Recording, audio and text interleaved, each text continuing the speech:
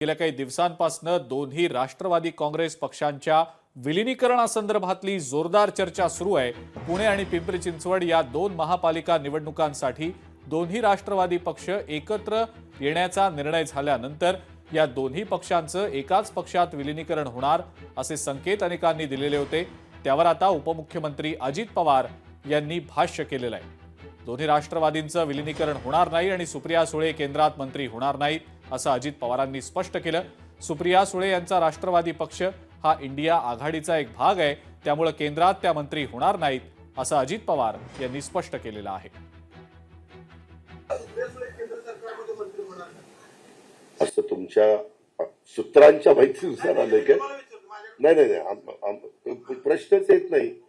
ते काय युपीए मध्ये ना? हा, इंडिया आघाडीत आहे। आम्ही एनडीए मध्ये, ते इंडिया आघाडीत आहे। नाही तसं काही गेल्या काही दिवसांपासून सुरू असलेली महापालिका निवडणुकांच्या प्रचाराची धामधूम आज संध्याकाळी थंडावली। कुठे सभा झाल्या तर कुठे बाईक रॅली काढण्यात आल्या, पदयात्रा देखील निघाल्या। अनेक नेत्यांनी आपापल्या सभा गाजवल्या। मात्र आता प्रचाराच्या तोफा थंडावलेल्या असून मतदानाकडे लक्ष लागलेलं आहे। 15 जानेवारीला मतदार या 29 महापालिका क्षेत्रांमध्ये आपला मतदानाचा हक्क बजावतील। त्यामुळे या 29 पालिका निवडणुकांसाठी मतदार राजाचा कौल नेमका कुणाकुणाला मिळेल, महापालिकेच्या सत्तेची चावी नेमकी कोणाच्या हाती जाईल याचा फैसला 16 जानेवारीला होणार आहे।